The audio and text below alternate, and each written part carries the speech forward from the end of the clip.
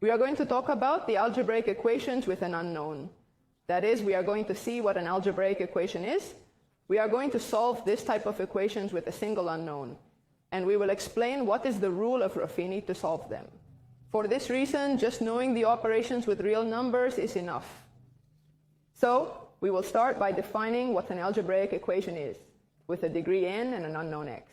It is an equality of this form, that is, where we have a sub n by x raised to n plus a sub n minus 1 by x raised to n minus 1, etc., up to b, with some a sub I different from 0, so that we have an equation.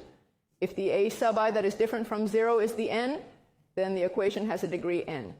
Obviously, all these a sub 1 and a sub 2 to a sub n, which we call coefficients of the equation, are known real numbers, and b is also a known real number that we will call independent term. The only thing we don't know here is the unknown x. So, for example, we have many types of equations. 2x minus 5 equals 0. It would be an algebraic equation of degree 1. 3x squared minus 7x equals 9. It would be an algebraic equation of degree 2. The degree is marked by the highest power of the x. This last one would be an equation of degree 4, and that is how we could build all the equations we wanted. We are going to talk about solving the equation, so we have to know what a solution is. It is considered the solution of the algebraic equation any number that meets exactly the equation. That is to say that when we substitute it in the equation, it is satisfied identically.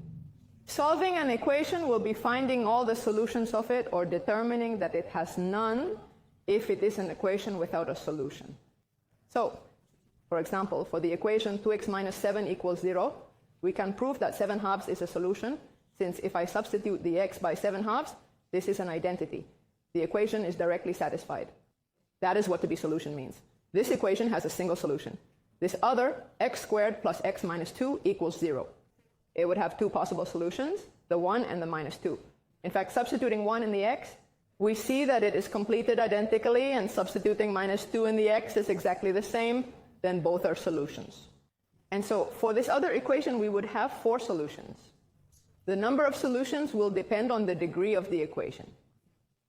This other equation, x plus 5 equals x, does not have a solution, since it is impossible to find any value of x that satisfies this equation directly. Then we will say that this equation does not have a solution. How are we going to solve the equations? Well, depending on the degree of the equation, we have to do one thing or another. If the equation has a degree of 1, then by directly solving the x, we have the solution. X is equal to minus b divided by a. And it is done directly in any example. For example, in this case, x is equal to minus 7/3. In this case, the equation of degree 1 is simple to solve. When the equation is degree 2, x squared plus bx plus t equals 0, they have this expression with a difference from 0, so that it is degree 2. Then, the solutions are given by this expression. Minus b plus minus b squared minus 4a, c divided by 2a, where a and c are the coefficients of the equation. Thus, they give us the two solutions. For the plus sign, it would have a solution. For the minus sign, it would have the other one. And the type of solution that it has depends on how the b squared minus 4ac is, which is what is inside the square root. So, for example, if b squared minus 4ac is positive, then obviously two real solutions are obtained, since the square root of a positive number is a real number. We would obtain the solution with the plus sign, minus b plus b squared minus 4a, c divided by 2a, and the root with the minus sign. And also, this would imply that the polynomial ax squared plus bx plus c can be described as a times x minus alpha 1 times x minus alpha 2. Therefore, obviously, if this is equal to 0, then alpha 1 is a solution and alpha 2 is another solution. What happens if b squared minus 4ac is equal to 0? In that case, this root here disappears since it is 0, and with which I obtain a single solution, minus b divided by 2a. So, this is the only solution of the equation, and then the polynomial x squared plus bx plus c would be described as a times x minus alpha squared. We would say that it is a root of multiplicity too, since it would appear twice as a solution. And if b squared minus 4ac is negative, then the root of a negative number only exists if we work in the complex number body. Therefore, it would be a complex number. For the positive root, we would have the root of minus b squared plus 4ac. That is, we would change the sign because we add the imaginary number I.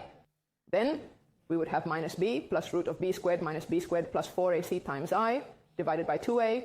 And the other root would be with the negative sign. As you can see, they are complex numbers conjugated. That would imply that the x squared plus bx plus c could be described as a times x minus alpha 1 times x minus alpha 2 with alpha 1 and alpha 2 complex numbers.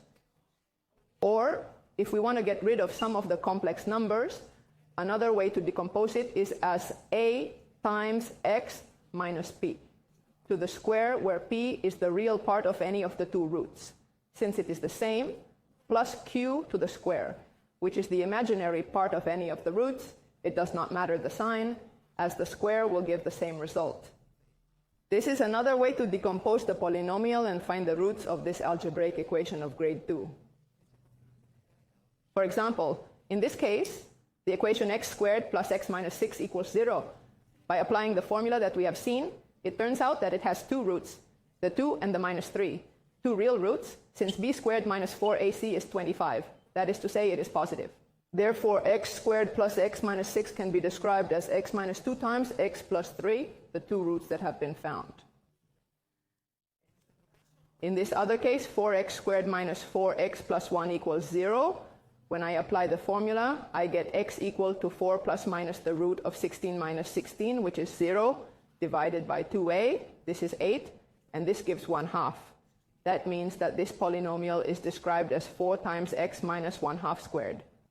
And in an example of complex solutions, it would be x squared minus 6x plus 13 equals 0. That, as you see, b squared minus 4ac, 36 minus 52, is negative. Therefore, it happens to be imaginary numbers. In this case, the roots are 3 plus 2i and 3 minus 2i conjugated complexes, and it allows to write x squared minus 6x plus 13 as x minus 3 squared plus 2 squared. Well, if we continue solving for higher grades, we have, for example, the biquadratic equations, which are those in which the odd grades do not appear. X to the fourth plus bx squared plus c equals 0. As you see, x to the cube and x does not appear. And in this case, we can make the change z equal to x squared, so the equation becomes a quadratic equation. Then we can apply the formula that we have seen previously, and then it would be enough for these solutions that we find to apply the root again to obtain the solutions of the original problem, of the original equation. For example, x to the fourth minus 13x squared plus 36 equals 0. So if we apply the change, I have z squared minus 13z plus 36 equals 0. Applying the formula, I obtain 9 and 4. Therefore, the solutions of the starting equation would be x equal to the root of 9 and x equal to the root of 4. So the solutions are plus 3, minus 3, plus 2, and minus 2. The four solutions of this biquadratic equation. Well, when the equations are not biquadratic and we have more degrees, then what can we do? Well, we have the equations of degree higher than 2, in this case, to solve this type of equations in general. If they are not biquadratic, then we would have to apply what we know as the Ruffini rule. The Ruffini rule allows us to check if a real alpha number is a solution or not of the equation, as in the following way. I put the coefficients a sub n minus 1, a sub n minus 2 in a row, a sub 1, a sub 0, and I'm going to test if alpha is root. So the first one, the a sub n, goes down directly to this side here. The next operation, well, we are going to see it with an example, since it is much easier to see how it works with numbers. Then, for example, if we apply it to this polynomial, x cubed plus 3x squared minus 4x minus 2 equals 0, then the coefficient of x cubed, the coefficient of x squared, the coefficient of x, and the coefficient of independent term with its sign. So we are going to check if 3 is root or not. As we have said, one goes down directly, the first one goes down directly. What do we do next? Well, we multiply this as sub n by alpha, and we put it here. And now we add it to a sub n minus 1 plus a sub n times alpha. With numbers, we can see that, well, 1 times 3 is 3, and 3 plus 3 is 6. What do we do now? Well, this number that we have here, we multiply it by alpha, and we put it here. If we call it bn minus 2 to simplify the notation, well, bn minus 2 times alpha, I put it here, and I add it again. And I add it, it gives me another number. In this case, it is 6 times 3 is 18, and 18 minus 4 gives me 14, and so on. Now, this number is multiplied by alpha. I put it here, and I add it until it reaches the end. That is, until it reaches the last a sub 0. In this case, for example, 14 times 3 would give me 42 minus 12 gives me 30.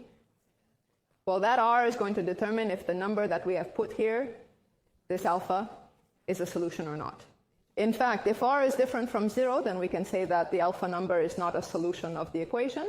In the example that we have seen, alpha equal to 3 is not a solution of the equation since r has a value equal to 30.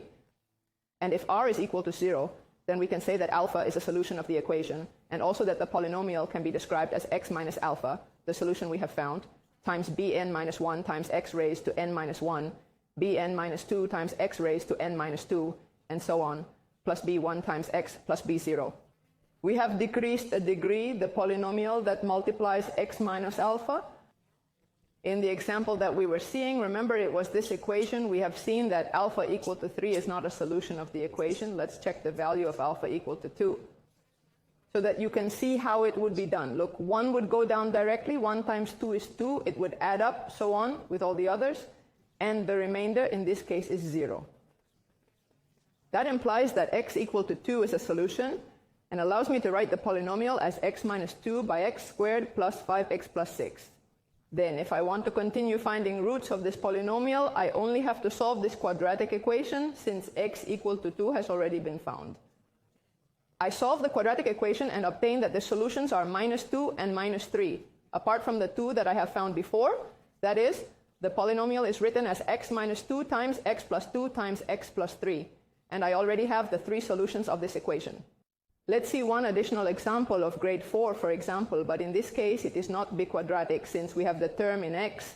I have put it so that you can see that you have to place all the coefficients, even those that do not appear. X to the 4th has a 1, x to the cube is not there, then it has a 0 there, x squared has a 2, x has an 8 and the 5. And let's try with the minus 1 to see if it is root. We use it and get that by applying the Ruffini's rule. The remainder goes to 0, the r goes to 0, thus we can say that alpha minus 1 is a solution, and therefore this polynomial is written as x plus 1 times x to the cube minus x squared plus 3x plus 5. Now we would have to calculate the roots of this grade 3 polynomial to continue finding roots of the grade 4 polynomial. We can try again with the minus 1 because it can be a double root. If we try again with the minus 1, we see that it turns to be a root again, so it would be x plus 1 times x plus 1, because it is a double root, and now what it is left is x squared minus 2x plus 5, a polynomial, a quadratic equation that equals 0.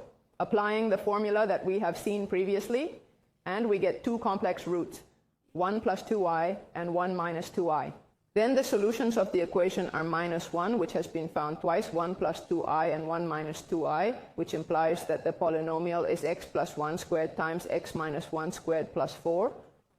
Well, with this we have seen what an algebraic equation is, how it is solved, and how the Ruffini rule is applied to solve this type of equation.